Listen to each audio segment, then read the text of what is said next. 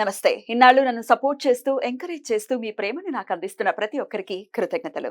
అలాగే ఈ వీడియో కూడా ఖచ్చితంగా మీకు ఉపయోగపడుతుంది. లైక్, షేర్ అండ్ సబ్స్క్రైబ్ చేసి మీ సపోర్ట్‌ని నాకు అందించండి. అలాగే ఈ వీడియో పట్ల మీకున్న అభిప్రాయాన్ని కామెంట్ సెక్షన్‌లో కామెంట్ చేసి తెలియజేయండి.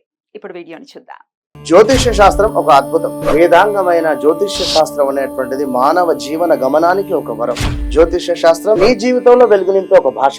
ఆ భాష నీకు అర్థమైతే ప్రకృతి నీతో మాట్లాడుతుంది. అస్ట్రాలజీ నేర్చుకోవాలి అనుకునే వారికి అద్భుత అవకాశం. మురళీధర శర్మ గారి అస్ట్రాలజీ క్లాసెస్ అతి త్వరలో మొదలు కాబోతున్నాయి. 100% జాబ్ గ్యారంటీ. వివరాల కొరకు సంప్రదించండి. నమస్తే, వెల్కమ్ టు అవర్ ఛానల్. నేను పద్మిని. ప్రస్తుతంతో పాటు ప్రముఖ ఆధ్యాత్మికవేత్త, ఆస్ట్రోన్యూమరాలజిస్ట్, వేదిక్ వాస్తు స్పెషలిస్ట్, శ్రీ విద్య మరియు హనుమత్ ఉపాసకులు బ్రహ్మశ్రీ డాక్టర్ సిస్లా జయశంకర్ గారు మనతో పాటు ఉన్నారు. మాట్లాడదాం. సార్ నమస్తే. సార్ అమ్మా ఆయుష్మతి భవ. నమస్కారం అమ్మా.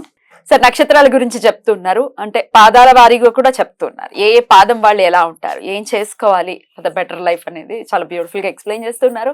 విశాఖ నక్షత్రం, విశాఖ నక్షత్ర జాతకులు అసలు ఎలా ఉంటారు, ఎట్లాంటి విధి విధానాల్ని ఖచ్చితంగా వీళ్ళు జీవితంలో అలవరుచుకోవాలి ఇత్యాది విషయాలు ఒకసారి మీ ద్వారా సార్. తప్పకుండా అమ్మా. విశాఖ నక్షత్రానికి గురువు అధిపతి అయినప్పటికీ కూడా వీళ్ళ బుద్ధి, వీళ్ళ మెంటాలిటీ, వీళ్ళ ప్రవర్తన కొంచెం డిఫరెంట్ గా ఉంటుంది. ఎందువల్ల? అది కారణం భగవంతుడికి తెలియదు. వీళ్ళకి విశాఖ నక్షత్రంలో పుట్టిన వాళ్ళ లక్షణాలు మహర్షి ఏం చెప్తున్నాడంటే, ద్వేష బుద్ధి గలవాడు. ఫస్ట్ పాయింట్ అది. అయ్యో. బహుప్రలాపి అంటే ఎక్కువ మాట్లాడు.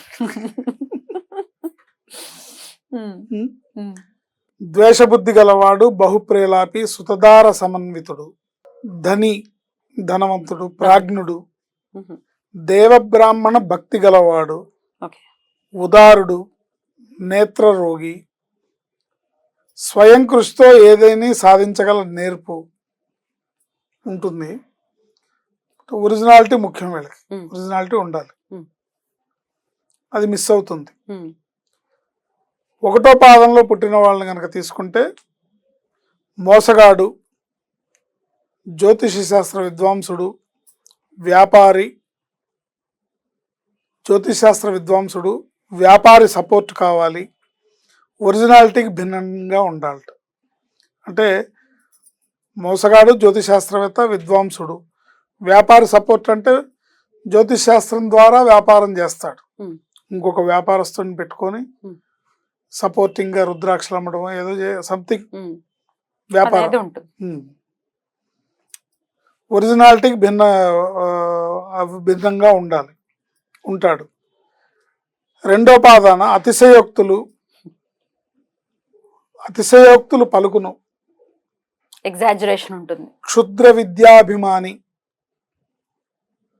అకల్ట్ అంటే ఇష్టం, సత్యప్రియుడు. మళ్ళీ అంటే ఆ విషయాలన్నీ క్షుద్ర విద్యాభిమానం అంటే అన్ని తెలుసుకోవడం ఇంట్రెస్ట్. అప్లై చేసేస్తారు కాదు, ఇది ఇలా చేస్తారు, బస్తర్లో చేతబడులు చేస్తారు, ఒరిస్సాలో చేతబడులు చేస్తారు, బాణామతులు చేస్తారు. బాణామతి అంటే ఏంటి, చేతబడులు అంటే ఇలాంటివి తెలుసుకోవాలని ఆసక్తి ఉంటుంది. అదృష్ట దురదృష్టాలు కలిసి ఉంటాయి వీళ్ళకి. అదృష్టం తన చేతుల్లోనే ఉంటుంది. ఎందుకంటే మంచిగా ఆలోచించి మంచి నడుపుతుంటే అదృష్టం వస్తుంది, లేదంటే చెడు ఉంటుంది. ఇక మూడో పాదాన బలవంతుడు, అవినీతిపరుడు, పొట్టివాడు, మాటలందు నేర్పరి, ఇతరుల మీద ఆధారపడును, పిరికితనం, ఎక్కువ సార్లు ప్రయత్నం చేయడం అవసరం. ఏ పని చేసినా సరే ఎక్కువ సార్లు ప్రయత్నం చేస్తే గానీ సక్సెస్ అవని లక్షణం వీళ్ళకుంటుంది. ప్రయత్నపూర్వకంగా మాత్రమే కార్యసిద్ధి అనేది ఉంటుంది. సమయానుకూల ప్రతిస్పందన అవసరం. సందర్భాన్ని బట్టి స్పందించరు వీళ్ళు, ఆ స్పందన వీళ్ళకి అవసరం. సందర్భాన్ని బట్టి రియాక్ట్ అవుతే బాగుంటుంది, కానీ సందర్భానికి వ్యతిరేకంగా రియాక్ట్ అవుతే వ్యతిరేకమైన ఫలితాలు వస్తాయి. నాలుగో పాదాన ధని, మేధావి, చతురతతో భాషించుట, శారీరక శ్రమ చేయగలిగితే రాణిస్తారు. మాటలు చెప్తారు కానీ శారీరక శ్రమ తక్కువగా చేస్తారు. ఆ శారీరక శ్రమను చేస్తే వీళ్ళు చెప్పిన మాటలకి ఫలితాలు అనేవి వస్తాయి. మానసిక ఆలోచనలకు ప్రాధాన్యత ఇవ్వరాదు. నిరీక్షణానంతర ఫలితాలు, ఎంతో కొంత వెయిటింగ్ పీరియడ్ ఉంటుంది. పోరాటాలు అవసరం అవుతాయి. దేనికోసమైనా స్ట్రగ్లింగ్ అనేది అవసరం అవుతుంది. ఇది ఈ విశాఖ నక్షత్రం వాళ్ళ లక్షణాలు. 4 పాదాల లక్షణాలు. ఏం చేంజ్ చేసుకోవాలి సార్ లైఫ్ లో ఖచ్చితంగా? వీళ్ళు ఖచ్చితంగా పేరెంట్స్ ని రెస్పెక్ట్ ఇవ్వాలి. గురువుల్ని పెద్దల్ని తోలనాడకూడదు. వాళ్ళకి రెస్పెక్ట్ ఇవ్వాలి. దైవ భక్తి పెంచుకోవాలి. గురువుల్ని పెద్దల్ని గౌరవించాలి, తల్లిదండ్రుల్ని గౌరవించాలి. వీళ్ళు జనరల్ గా గురువులన్నా లెక్క ఉండదు, తల్లిదండ్రులన్నా లెక్క ఉండదు. ఎంత గురువు నక్షత్రం అయినా ఆపోజిట్ గా ఉంటారు. గురువు అంటే చాలా ఆస్పిషియస్ ప్లానెట్ అది ఇది అంటారు కదా, ఉన్నారు ఆపోజిట్ లోనే ఉన్నారు. పునర్వసు కూడా ఇదే ఇట్లాంటిదే చూస్తాం. ఇప్పుడు గురువు గారు అధిపతిగా ఉన్నంత మాత్రాన ఆయన లక్షణాలు వచ్చేస్తాయని ఏం లేదు. ఇప్పుడు ఒక క్లాసులో లెక్కల మాస్టర్ ఉంటాడు, ఆయన గణితంలో మేధావి, విద్యార్థి మేధావి వాళ్ళ రూలే ఉంది. అంతే. అయినా పండిత పుత్ర పరమసుంట అని ఆ చందాను అది. సో వీళ్ళు పేరెంట్స్ ని గౌరవించాలి, పెద్దవాళ్ళని. తర్వాత ఇన్లాస్ ని కూడా వీళ్ళు చులకనగా మాట్లాడతారు. మీ బాబు అలా చేశాడు, మీ అమ్మ ఇలా చేసిందని భార్యని మాట్లాడుతుంటారు. అవి కూడా మాట్లాడకూడదు.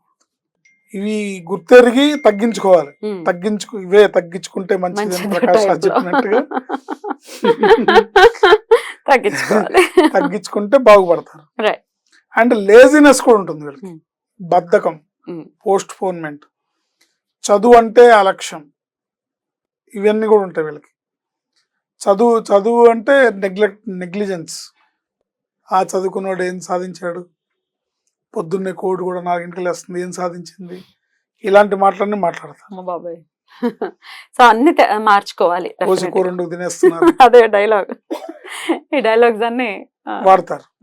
సో ఇవి జాగరూకత అంటే ఇవన్నీ గురు భగవానుడికి నచ్చవు. ఇవన్నీ డెఫినెట్లీ ఇవన్నీ గుర్తు పెట్టుకొని దాన్ని తగ్గించుకొని ఫిల్టర్ చేసుకుంటే బాగుంటారు, జీవితంలో అభివృద్ధిలోకి వస్తారు. ఆరాధన విషయం కూడా చెప్పండి సార్. ఏ దేవీ దేవతల ఆరాధన ఖచ్చితంగా చేయాలి వీళ్ళు? ఖచ్చితంగా దత్తాత్రేయుని ఆరాధించడం వీళ్ళకి అనేక రకాలుగా ఉత్తమమైన ఫలితాలను ఇస్తుంది. గురు స్వరూపం కాబట్టి దత్తాత్రేయుని ఆరాధించడం వల్ల ఆ పెద్దల యందు గురు భక్తి కలుగుతుంది, తల్లిదండ్రుల యందు భక్తి కలుగుతుంది. అంటే ఏవైతే వీళ్ళకి మైనస్ పాయింట్స్ ఉన్నాయో అవన్నీ ఎలిమినేట్ అవుతాయి దత్తుని ఆరాధించడం వల్ల.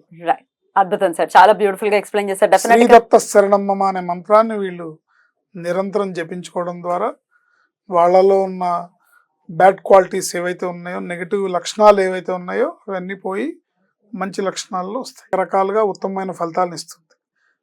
గురు స్వరూపం కాబట్టి దత్తాత్రేయుని ఆరాధించడం వల్ల ఆ పెద్దల యందు గురు భక్తి కలుగుతుంది, తల్లిదండ్రుల యందు భక్తి కలుగుతుంది. అంటే ఏవైతే వీళ్ళకి మైనస్ పాయింట్స్ ఉన్నాయో అవన్నీ ఎలిమినేట్ అవుతాయి దత్తుని ఆరాధించడం వల్ల.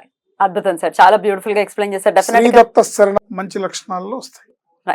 రైట్ సార్, అద్భుతంగా వివరించారు. కృతజ్ఞతలు. నెక్స్ట్ ఎపిసోడ్ లో అనురాధ నక్షత్రం గురించి మాట్లాడుకుందాం. Thank you sir. నమస్తే. ఆయుష్మతి.